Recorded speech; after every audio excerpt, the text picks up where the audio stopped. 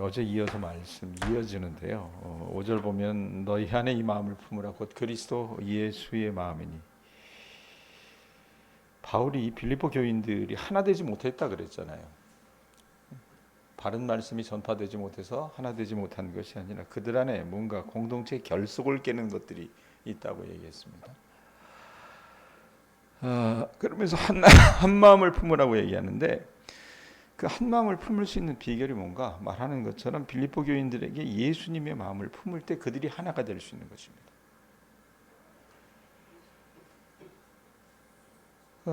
여러분 한번 보세요. 원래 제가 어제도 얘기했지만 이 교회에 다니는 사람들, 그리스도인들은 하나 될 이유가 별로 없는 사람들입니다. 생긴 게 같아요? 자라는 환경이 같습니까? 같은 거 별로 없습니다. 우리가 여러분 언제 알았다고 하나가 되겠습니까? 예수님이 여러분 아니라면 서로 알 필요도 없고 알 이유도 없는 사람들입니다. 그런데 여러분 뭐예요? 예수 믿는 사람들은 예수님 때문에 예수님이 우리를 서로 알게 하셨고 단지 아는 정도가 아니라 한 가족으로 만드셨습니다. 자, 그런데 우리가 여러분 교회 안에서 무슨 공동체니 하나 되라고 하는 뭐 이런 얘기 많이 하지만 하나 되지 못하는 이유가 있어요. 무엇 때문에 그렇습니까? 여러분이나 저는 사람이기 때문에 그렇습니다. 사람마다 어떻게 생각이 다 다릅니다. 어떤 사람은 뭐 이 부분을 중시하고 다른 사람은 다른 부분을 중시하는 경우들이 굉장히 많습니다. 어떤 사람은 외모, 외양 이런 것에 중시하는 사람들이 있어요. 저 같은 사람은 그건 뭐 중요하냐? 내면의 본질이 중요하지. 다 다르다 그 말입니다. 그런 처지에서 여러분 어떻게 우리가 하나가 될 수 있겠습니까? 그러나 오늘 말씀해 보면 바울은 빌립보 교회도 그랬는데 우리가 하나 될 수 있다라고 얘기해요. 그 이유는 뭡니까? 그리스도의 사랑 때문이라고 얘기합니다.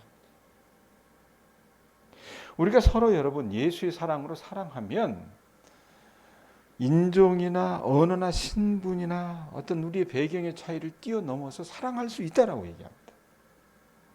6절 보세요. 그런 근본 하나님의 본체신 하나님과 동등됨을 취할 것으로 여기지 아니하시고 예수님에 대해서 설명하는 거예요. 예수님이 어떤 분이셨습니까? 6절 앞에 보면 그는 근본 하나님과 본체시나. 본체라고 하는 말은요, 헬라어로 몰페라고 하는 이 단어를 쓰는데 영어의 패션 뭐 이런 거를 가리킨다 그래요. 근데 이제 우리가 패션하면 뭐 옷 입는 거 뭐 이런 거 생각하잖아요. 그런 개념과는 완전히 다릅니다. 모델이 금방 다른 옷을 입고 나오는 패션쇼의 패션이 아니라 어떤 소정의 훈련을 받고 자격을 갖추어서 신분에 맞는 복장과 외모를 하고 있는 것이 이 헬라어 몰페, 본체, 이 패션의 본 뜻이라고 얘기합니다. 바울은요, 예수님이 근본적으로 하나님의 패션을 하고 있었다고 얘기합니다. 이것은 주님의 자격과 신분을 의미해요. 한번 어쩌다가 하나님 역을 우리 예수님께서 맡으신 것이 아니라 주님은 여러분 태초부터 진정 하나님이셨고 하나님의 신분에 맞는 존재 양식을 가지셨다는 얘기입니다. 다시 말해서 하나님과 같은 자격으로 하나님의 얼굴을 마주대하고 하나님과 같은 신분으로 태초부터 존재하고 계셨다는 얘기입니다. 자, 그런 예수님이 여러분 어떻게 해요? 우리가 감히 쳐다볼 수도 없고 맞상대할 수도 없는 그런 지체 높으신 예수님이 어떻게 하셨어요? 하나님이신 예수님이 오늘 6절 뒷부분에 보면 뭐라고 해요? 근본 하나님과 본체시나. 그러니까 뭐라 그래요? 읽어보세요. 뭐라고 얘기합니까? 하나님과 어떻게 하셨대요? 동등됨을 취할 것으로 여기셨대요? 여기지 아니하셨대요? 여기지 아니하시고. 취하다라고 하는 말이 탈취한다, 움켜쥔다. 원뜻은 그렇대요. 여러분 예수님께서 당신의 영광과 지위를 빼앗길 이유가 전혀 없었어요. 예수님이 무슨 사탄처럼 죄를 지었거나 잘못해서 당신의 영광을 빼앗긴 것이 아닙니다. 예수님이 그 영광과 신분과 주의를 버리신 것은 예수님이 무슨 과오를 저질렀기 때문이 아니란 얘기입니다. 오히려 주님은요, 그분의 영광과 신분을 영원토록 누릴 수 있는 특권이 있었습니다. 얼마든지 고집스럽게 자기 신분을 구가하실 수 있었어요. 그런데 주님이 어떻게 하셨어요? 보면 하나님과 동등됨을 취할 것으로 여기지 않으셨답니다. 그러니까 무엇이 여러분 예수님의 그 영광과 신분과 주의를 주님으로부터 포기하게 만들었을까? 마땅히 누릴 수 있는 유익이 있다 그 말입니다. 그런데 주님이 왜 그걸 포기하셨겠어요? 이유는 하나입니다. 사랑이란 얘기입니다. 어떤 사랑입니까? 하나는 아버지 하나님을 향한 그 사랑이었고 또 다른 하나는 뭡니까? 바로 저와 여러분을 위한 사랑 때문에 우리 예수님이 어떻게 하셨어요? 하나님과 동등됨을 취할 것으로 그렇게 여기시고 그 특권을 누리실 수 있었음에도 불구하고 어떻게 해요? 여러분과 저를 향한 그 사랑 때문에 그 취할 것을 여기지 아니하시고 포기하셨다는 얘기입니다. 우리 예수님이 여러분 단지 아버지 하나님을 사랑하셨다 그래서 그 아버지 하나님의 뜻을 기계적으로 어떤 이루어드리는 것이 아니라는 얘기입니다. 만일 우리 예수님이 우리를 사랑하지 않으셨다면요, 그분의 영광과 지위와 신분을 버리지 않으셨을 거예요. 이건 단순히 낮아짐만이 아니었기 때문입니다. 사람의 몸을 입고 오셨다, 뭐 이렇게 생각을 하니까 그냥 단순히 그냥 그런 것 정도로 생각을 하는데 감당할 수 없는 치욕이고 예수님 편에서는 모욕이고 상상할 수 없는 고통이었기 때문에 그러합니다. 우리 예수님에게는 얼마든지 옵션이 있었어요. 그 길을 피하실 수 있었습니다. 얼마든지 고집스럽게 나는 하나님과 동등된 그런 자격에 있는 어떤 그런 지체다라고 생각하시면서 당신의 신분을 유지할 수도 있었어요. 그런데 여러분 예수님이 어떻게 하셨습니까? 자의로 그 영광스러운 자리에서 자기 스스로 끌어내리셨습니다. 그게 뭡니까? 누누이 말씀드렸지만 여러분과 저를 향한 우리 아버지 하나님의 사랑 때문에 그렇습니다. 그 지극한 사랑 때문에 그 마땅히 누릴 수 있는 특권을 어떻게 해요? 포기하신 거라고 말입니다. 영원히 영광스러울 수 있는 신분과 주의를 여러분 포기하시고 인생의 밑바닥으로 굴러 떨어지셨어요. 무슨 큰 잘못을 저지른 것도 아니고 실수한 것도 아니고 뭐 실증이나 환멸을 느껴서도 그렇게 하신 것이 아니라는 얘기예요. 단지 저와 여러분을 향한 그 사랑 때문이었고 하나님 아버지의 뜻을 이루어 드리기 위해서 그렇게 하셨다는 겁니다. 이거 보면요, 우리 생각해 보면 이거 뭡니까? 바보 같은 짓이에요. 근데 백정인 권사님을 위해서 우리 예수님이 어떻게 해요? 그 바보 천치 같은 짓을 했다는 얘기입니다. 아셨어요? 우리 같은 것이 뭐 그렇게 대단하다고. 여러분을 주님이 사랑하시기 때문에 그 바보 천치 같은 짓을 하셨어요. 7절 보세요. 7절 뭐라고 얘기합니까? 어떻게 되셨대요? 읽어봅니다. 시작. 오히려 자기를 비워 종의 형체를 가지사 사람들과 같이 되셨고,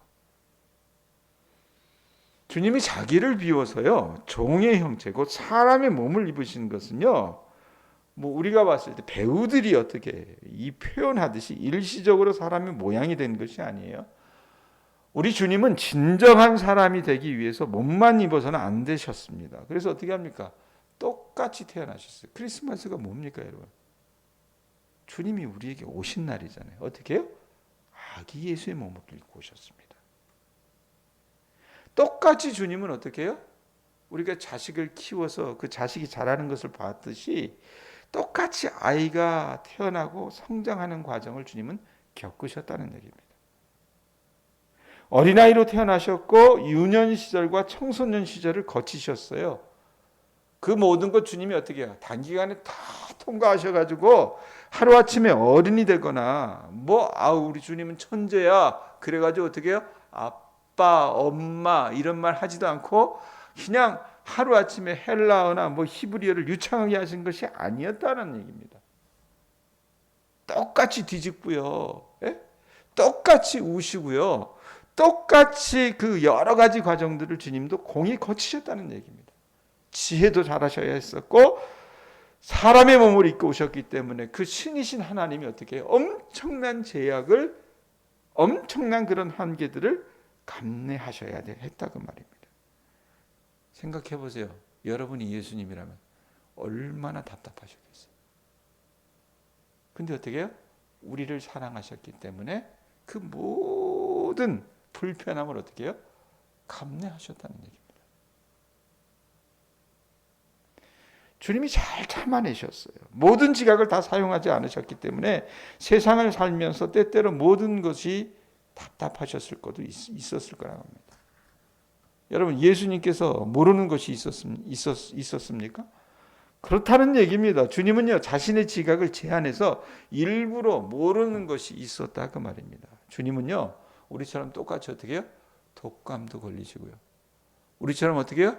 똑같이 오토바이 타고 가다가 무릎도 깨지기도 하시고 그러기도 했었을 거라 그 말입니다. 아버지 목수였잖아요. 그 목수였던 아버지의 작업실에 가서 망치 가지고 두들기다 어떻게 해요? 손도 이렇게 다치시고 손에 그냥 어떻게 해요? 검은 그 피멍이 들기도 하셨을 거라 그 말입니다. 주님도 똑같이 아프시기도 했고 똑같이 배고프셨다 그 말입니다. 자, 그런데 그 모든 과정 속에 여러분 가장 그 주님이 겪으셨던 가장 큰 고난의 그 절정이 뭡니까? 하나님께서 절대자인 당신 아들에게 사람의 몸을 입고 이 땅에 태어나게 하신 이유가 있어요. 그게 뭡니까? 바로 저와 여러분을 위해서 주님이 어떻게 십자가에 달려 돌아가게 하신 그 죽음이라는 얘기입니다. 보통 죽음이 아니라 어떻게 하셨어요? 가장 고통스럽고 비참한 죽음을 당하게 하셨다는 얘기입니다. 8절 보세요. 뭐라고 얘기합니까? 사람의 모양으로 나타나서 자기를 낮추시고 죽기까지 복종하셨으니 곧 십자가에 죽으심이라. 5절에 우리가 예수님의 마음을 품으라 그랬잖아요. 그 예수님의 마음을 품는 것이 과연 어떤 것인가? 그 절정이 여기에 나타난 것. 주님은요, 자기 스스로를 낮추셨습니다. 겸손하셨다는 말이에요. 근데 이 겸손의 모습이 어디까지 가느냐? 말씀에 있는 것처럼 뭐라고 얘기해요? 자기를 낮추시고 죽기까지 어떻게 하셨대요? 복종하셨으니 곧 십자가에 죽으심이라. 우리 예수님은요, 죽음을 자처하셨어요. 스스로 죽음을 택하셨다는 얘기입니다. 그것도 단순한 죽음이 아니라 여러분 예수님의 죽음이 어떤 죽음입니까? 그냥 우리 남해수 권사님을 위해서 죽으셨어. 그럼 어떻게 해요? 그냥 죽은 거예요? 가장 저주스러운 죽음을 주님이 택하셨습니다. 왜? 그렇게 하지 않으면 우리 남 권사님이 어떻게 해요? 구원 얻지 못하기 때문에. 십자가에 못 박혀 죽으셨다는 얘기입니다. 가장 그 당시에는 저주받은 죽음이었다는 얘기예요. 여러분 사람이 무슨 뭣도 아니고 사람의 몸뚱아리를 그 나무 틀에 매가지고 걸어놓는다고 하는 그 자체가 여러분 얼마나 큰 저주예요. 자, 그런데 우리 예수님은요, 모든 죄인 우리를 대신해서 십자가에 못 박혀 죽으셨어요. 본래 여러분 우리 예수님이 죽으실 이유가 없는 분이시잖아요. 하나님이 어떻게 죽으실 수 있습니까? 영원한 생명의 근원이신 예수님이 어떻게 죽으실 수 있냐 그 말이에요. 그런데 그렇게 하지 않으면 저와 여러분 하나님에게서 끊어질 수밖에 없기 때문에 어떻게 해요? 우리들을 살리시기 위해서 주님이 어떻게 대속해서 죽으신 겁니다. 아무 잘못이 없는데도 기꺼이 죽음을 받아들이셨다 그 말입니다. 말씀 정리합니다, 여러분. 오늘 이 넉 절의 말씀을 통해서 바울은요, 우리가 하나님을 정말 안다면 하나님 앞에서 겸손히 자기를 낮추는 것보다 더 중요한 것은 없다고 말합니다. 빌립보 교회 안에 여러분 이런 분쟁이 있었어요. 만일 여러분 우리 모두 자신이 내가 최고야 그렇게 생각하면서 머리를 쳐든다면 하나님 나라가 어떻게 되겠습니까? 세상에서 자기보다 잘난 사람이 아무도 없다라고 생각하면 여러분 교회가 세상보다 나은 게 도대체 뭐냐 그 말입니다. 세상과 여러분 전혀 다를 바가 없다 그 말입니다. 하나님의 교회가 교회다울 수 있는 것은 나 아닌 남을 나보다 어떻게 해요? 낮게 여기고 겸손히 그 사람을 기다려주기 때문에 교회가 주는 미덕이 있는 겁니다. 모두가 자신의 재능을 사용해서 나아지려고 한다면 여러분, 약한 사람은, 가난한 자는 어디에 여러분 그들을 기댈 수 있겠냐고 말입니다.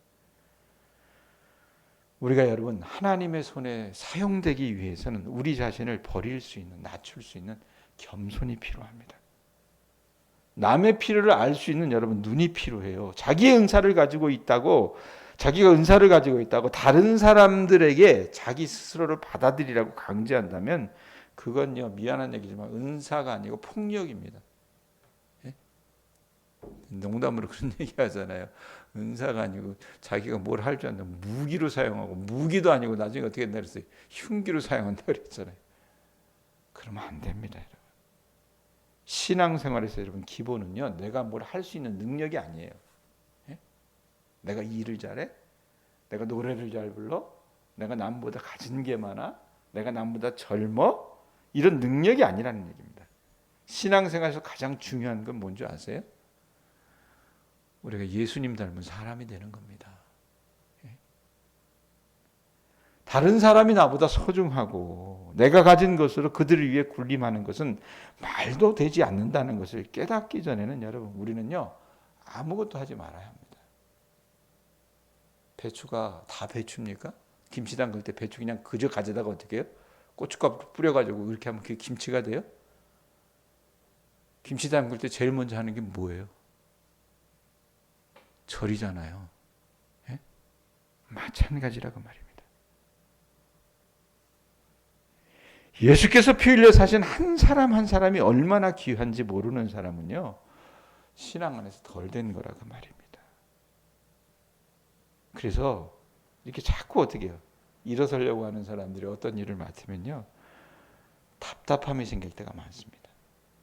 여러분, 오늘 이 새벽에 여러분들에게 권면합니다. 우리 예수님을 저나 여러분이나 바라보실 수 있기를 바랍니다. 우리 예수님은 어떻게 해요? 저와 여러분을 향한 사랑 때문에 스스로 낮아지셨습니다.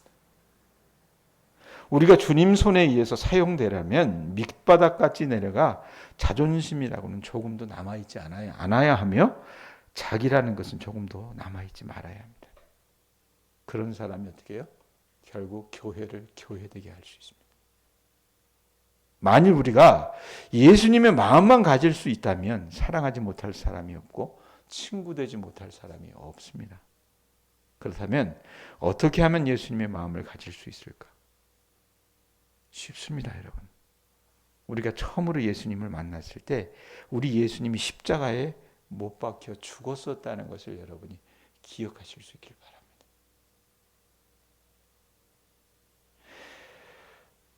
그리고 그 순간마다 자신을 여러분 부인하실 수 있기를 바랍니다.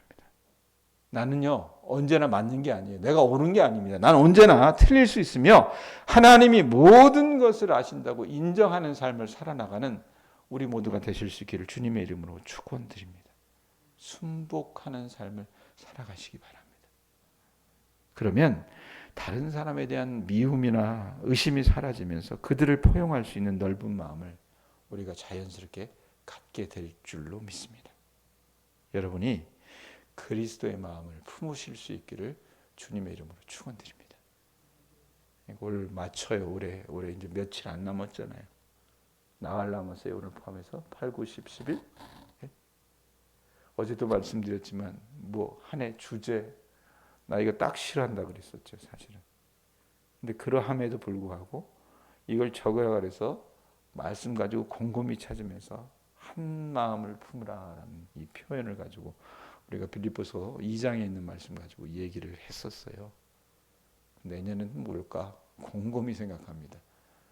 오늘 5절 말씀인 것 같습니다. 우리가 그리스도 예수의 마음을 품어야 될 줄로 믿습니다. 아셨어요? 여러분들이 사는 비결이 뭡니까? 예수님의 마음을 품는 것인 줄로 믿습니다. 예수님처럼 있는 그곳에서 살아나가실 수 있는 주님의 자녀들 되실 수 있기를 바랍니다. 기도하겠습니다. 하나님 아버지, 우리가 살아나가면서 세상은 우리들에게 더 많은 것을 가져야 된다고, 더 교활하고 영악해야 된다고, 남에게 져서는 안 된다고 그렇게 강요하고 가르칠 때가 많이 있습니다. 우리 또한 그것이 맞는 거라고 생각하고 하나님 우리의 개성과 우리가 가진 것을 드러내기를 원했지 우리보다 헐벗고 굶주림에 약한 사람들의 마음들을 헤아리고 추스리기보단 내 것을 챙기는 데 더 영악했던 우리의 모습을 주님 앞에 고백하지 않을 수 없습니다. 주님이 우리를 불쌍히 여겨 주시옵소서. 빌립보 교회 교인들을 향한 바울의 그 권면, 한 마음을 품으라는 그 본면을 다시금 되새겨 볼 수 있는 이 며칠의 기간이 될 수 있게 하여 주시옵소서. 우리가 아버지 하나님 자유로 한 마음을 품는다고 우리 교회가 하나가 되겠습니까? 그 비결을 오늘 5절에 말씀하셨으니 그 말씀을 붙잡고 살아나가는 주님의 자녀들 되게 하여 주시옵소서. 우리 안에 그리스도 예수의 마음을 품는 은혜를 주님께서 허락하여 주시옵소서. 마땅히 누릴 수 있는 그 특권이 있음에도 불구하고 그 모든 것을 포기하시고 친히 불편함을 친구 삼으신 그 예수의 모습, 우리를 살리시기 위해서 죽기까지 복종하신 그 예수의 모습을 날마다 깊이 생각하며 십자가 앞에서 우리를 내려놓는 그 아버지 과정들이 우리 교우들의 삶 속에서 있게 하여 주시옵소서. 저들의 삶 속에서 십자가에 그들의 삶을 아버지 하나님 못 박을 때 그런 희생과 헌신과 충성의 삶으로 말미암아 그들의 가정이 천국이 되고 그들 주변의 삶이 천국이 되는 은혜를 경험토록 하여 주시옵소서. 주님, 우리 가운데 질병으로 고생하는 이들이 많이 있습니다. 겨울이어서 눈이 오고 미끄러져 가지고 고통당하는 우리 정원균 집사, 성재상 성도, 또 아버지 하나님 허정자 집사, 조남순 권사, 이 모든 사람들을 주님이 기억하여 주셔서 그 모든 아버지 골절의 질환에서 주님 고침받을 수 있도록 하나님이 일하여 주실 수 있기를 간구드립니다.